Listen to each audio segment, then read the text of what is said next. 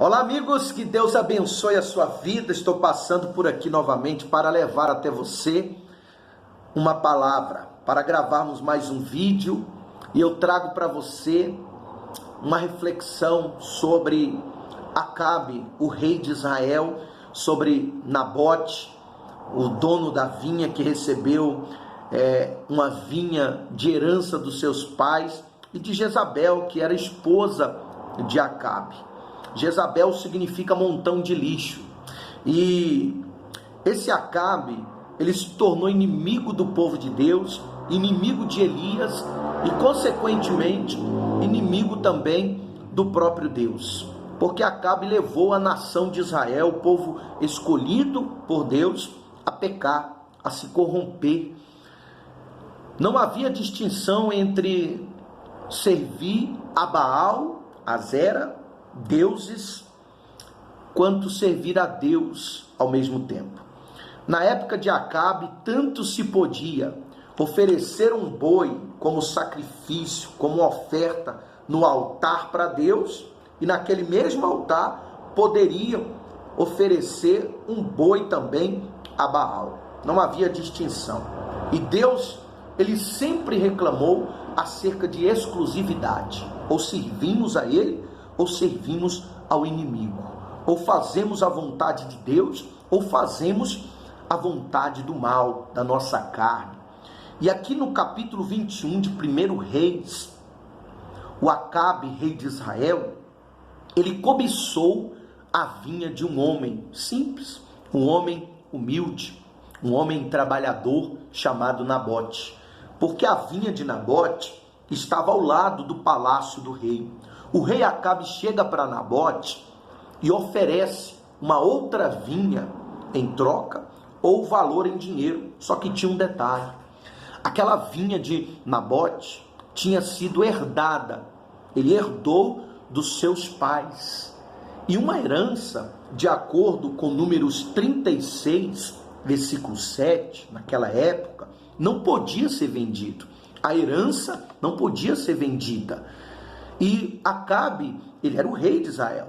Ele era um conhecedor das leis de Deus. Só que ele não queria obedecer. Ele sabia que a vinha de Nabote não podia ser vendida. Mesmo assim, ele ofereceu dinheiro. Ele ofereceu ali a troca. E Nabote, ele recusou, porque ele era um homem temente a Deus. Ele disse: longe de mim, ó rei, vender ou trocar a minha vinha que foi herdada. Eu herdei dos meus pais. Ou seja, Nabote, ele recusou ali aquela proposta do rei. O rei Acabe ficou revoltado, chegou em casa, a sua esposa Jezabel percebeu o semblante decaído, a tristeza, o desgosto do seu esposo Acabe. Quando ela ficou sabendo que Nabote não queria trocar, nem tampouco vender a vinha dele, Jezabel armou um laço contra a vida de Nabote, levando Nabote à morte. Ele foi morto por conta da vinha. Nós precisamos cuidar da nossa vinha. A Bíblia diz em João capítulo de número 15, versículo de número 1 a 5, Jesus diz: eu sou a videira verdadeira e meu pai é o agricultor. Entenda, nós fomos enxertados na videira, que é Jesus Cristo, como ramos. Nós precisamos zelar pelo Espírito Santo que existe dentro de nós, pelos frutos que o Espírito Santo nos deu.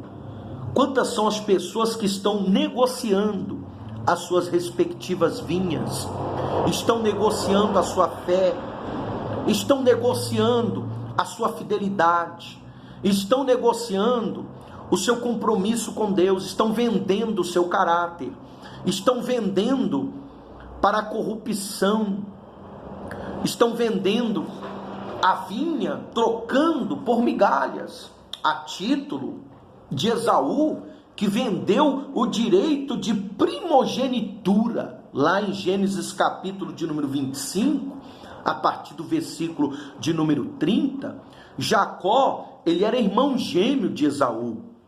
E a Bíblia diz que Esaú, ele era caçador. E ele foi para uma determinada caça e chegou de lá faminto, esfaimado. E Jacó estava ali preparando ali um guisado, estava preparando ali um molho de lentilhas, né? E ali o seu irmão Esaú sentiu aquele cheiro e disse: dá-me um pouco aí desse teu guisado aí, dessa carne cozida, me dá um pouco aí que eu estou com fome. O Jacó, esperto que era, disse: eu não te darei enquanto você não me der o direito de primogenitura, porque o filho primogênito tinha direito de herdar 2 vezes a mais do que os demais filhos. E o primogênito, na ausência dos pais, ele que era o chefe da casa.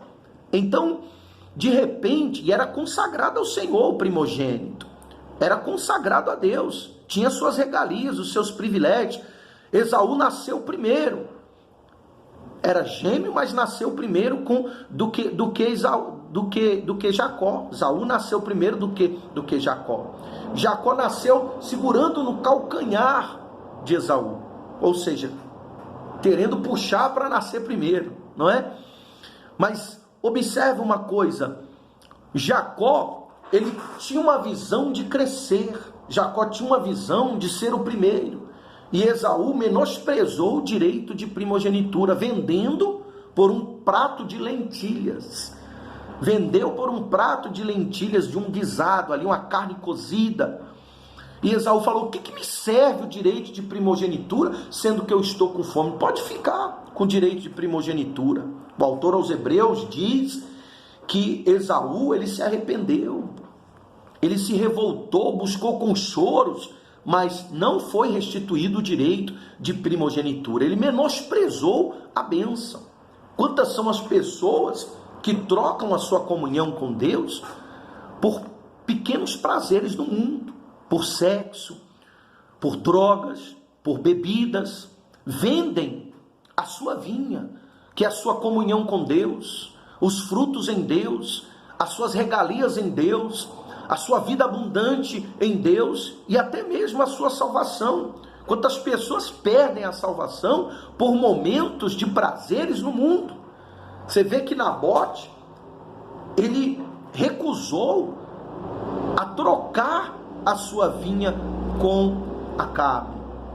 Nabote recusou vender em dinheiro a sua vinha que ele tinha adquirido como herança dos seus pais. Ele segurou firme. Entenda, o diabo quer tirar de nós o direito de nós estarmos enxertados na videira verdadeira que é Jesus.